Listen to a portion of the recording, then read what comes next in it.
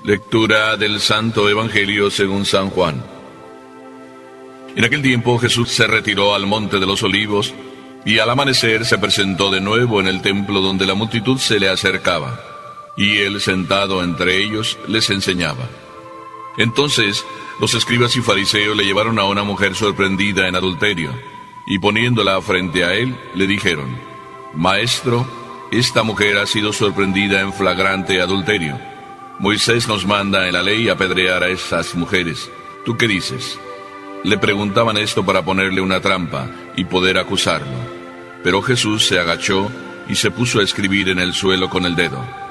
Pero como insistían en su pregunta, se incorporó y les dijo: Aquel de ustedes que no tenga pecado, que le tire la primera piedra.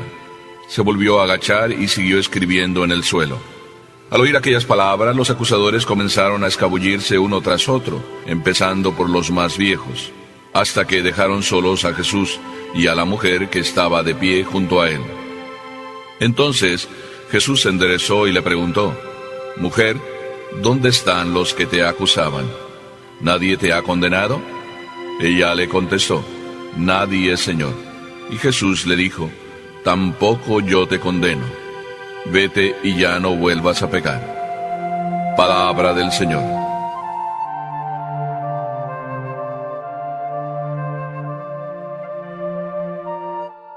Este evangelio lo llamamos muchas veces el evangelio de la mujer adúltera.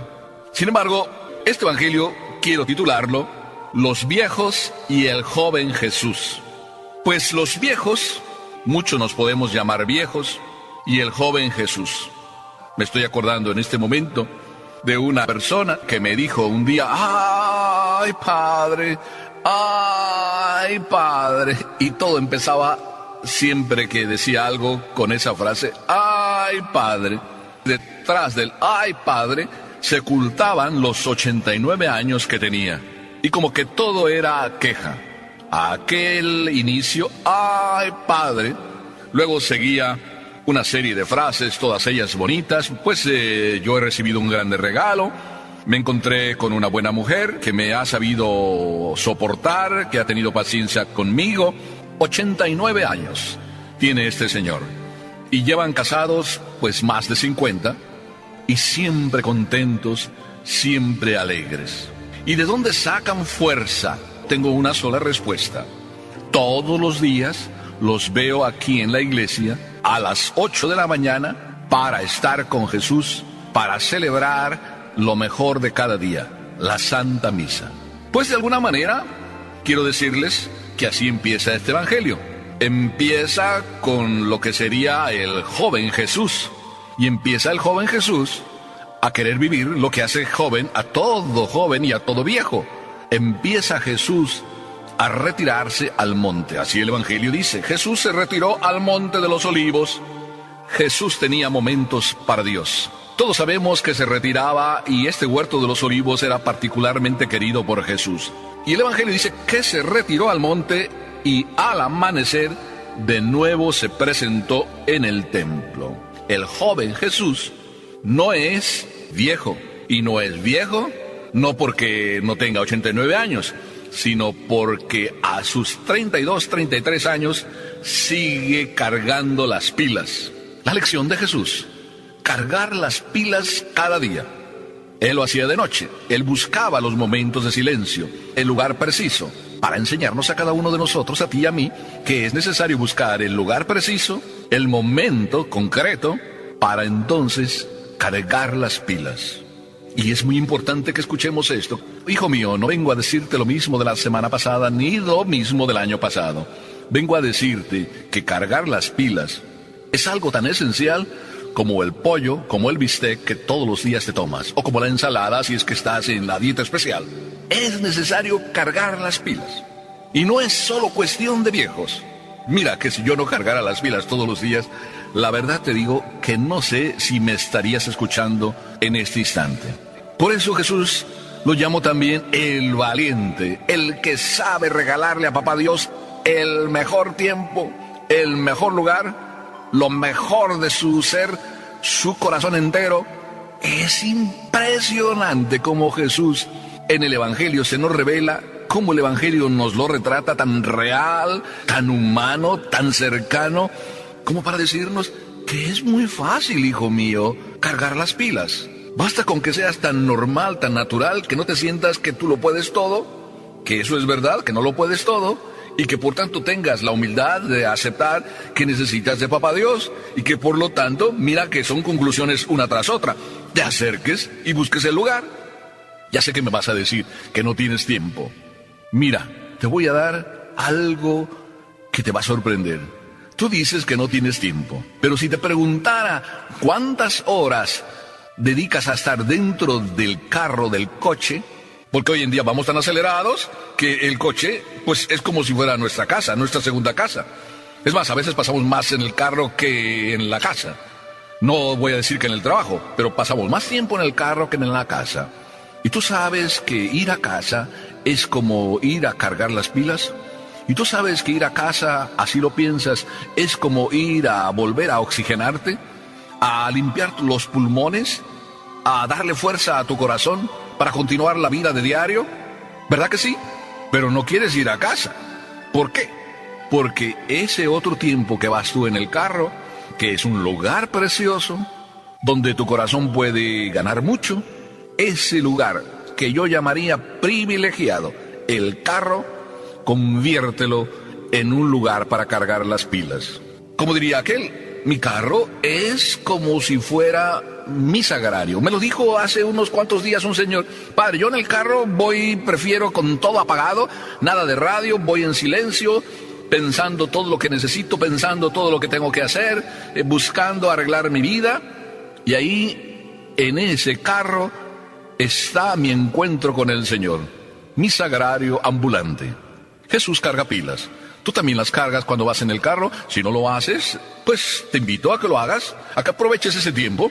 Tú llevas colgado del espejo retrovisor un rosario. ¿Te sirve de algo o es nada más algo que ahí está, como diciendo que mágicamente la Virgen me cuide? Ese rosario debe ser algo más que un amuleto que va a ir diciendo que tú crees en algo. A lo mejor también llevas a San Cristóbal. Yo creo que también llevas una cartera, y en la cartera probablemente esté la imagen de la Virgen de Guadalupe. Yo creo que no te falta.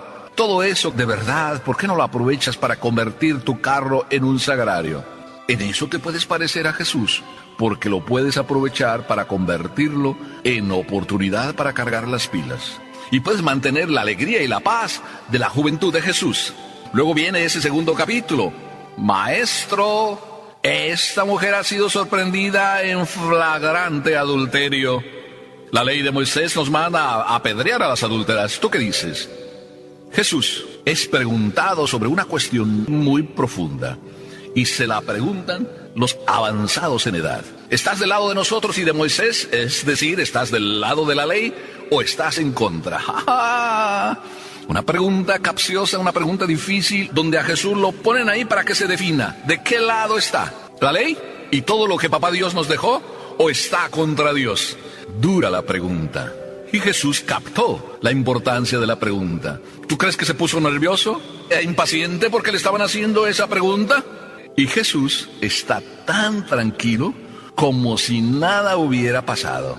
Unos viejos avanzados en edad y en crímenes, como nos dice la primera lectura, estos viejos están queriendo probar a un joven Jesús.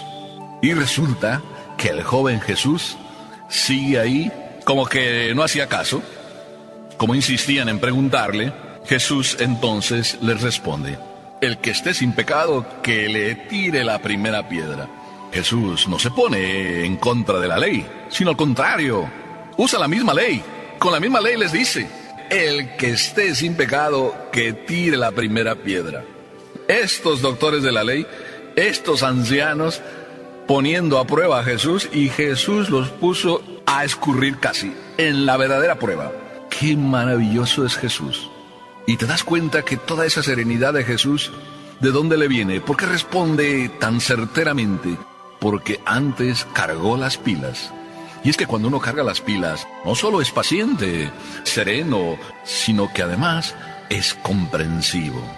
Y Jesús, el joven comprensivo y paciente, y los ancianos, avanzados en edad, y deberían por eso ser pacientes, desde luego que no lo son. ¿Por qué? Se me ocurre pensar que se sabía la ley de memoria, pero no era una ley aprendida en el contacto con Dios. Y Jesús se sabía la ley también, pero se la sabía aprendiéndola en el contacto con Dios.